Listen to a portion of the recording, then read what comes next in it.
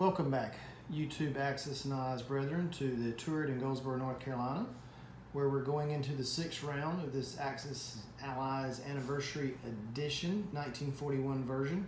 Cpt Jack and Pvt Joe as the Axis, LT as the Allies. So, for any of you that's been following the game all along, or will follow the game, you've noticed that the last few rounds the Axis is really taking a beating on the dice board. It is what it is. The dice are the dice, and you can have all the strategy and tactics together in the world going for you, and then you can get beat up over there by those six-sided demons. But that's the way it goes, and that's the way it goes in war sometimes. Sometimes the mightiest of forces, or the largest of forces, can be defeated by the smallest. So anyway, that's just the way it goes. LT has had some good tactics and good strategy, but even he's admitted he's gotten a little bit fortunate here with the dice rolling lately. But anyway, so for production in Germany's in the 6th round, we're doing 3 transports.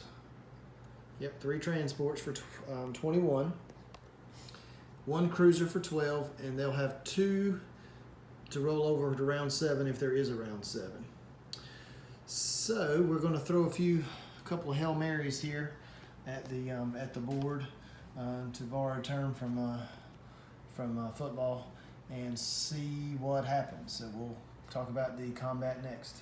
All right, so for our one and only combat move, we are going to send 1 infantry from Northwest Europe and 1 tank from Northwest Europe into France.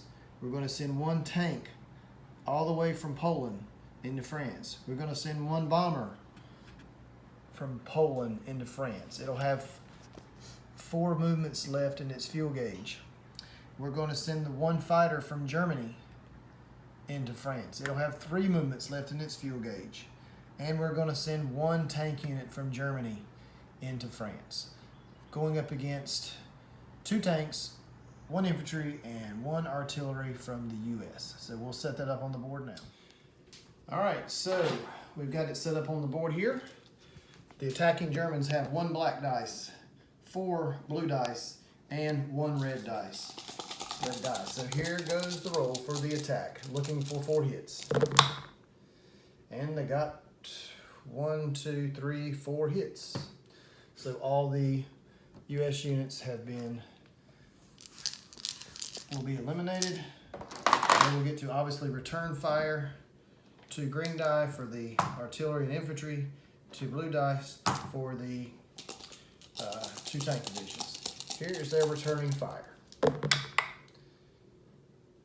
Wow, okay, talk about a turn of the dice roll events. Okay, so no ground units from Germany were eliminated in that battle.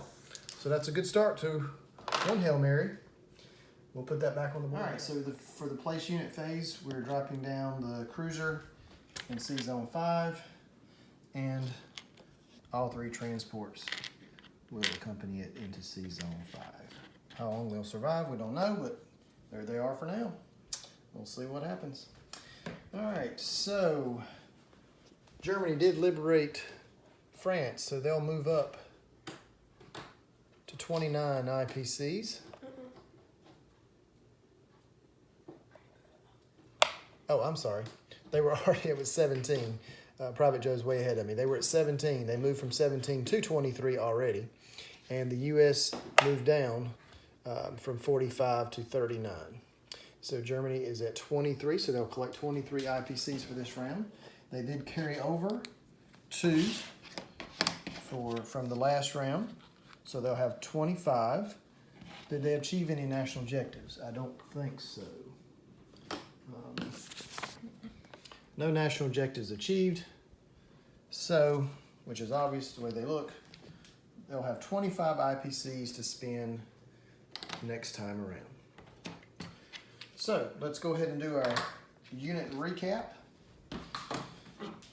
In France, we have 1 infantry and 3 tanks. In Northwest Europe, we have 3 infantry 3 tanks, and 1 fighter and 1 AA gun.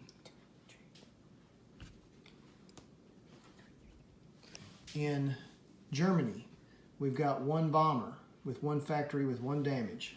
Czechoslovakia, Hungary, one tank. Poland, 1 tank. And in C-Zone 5, we have 1 cruiser and 3 transports.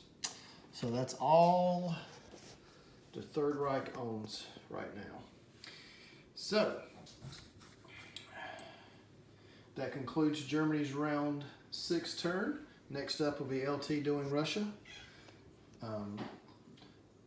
Hopefully LT, the luck we had with the dice this round will carry over to your dice.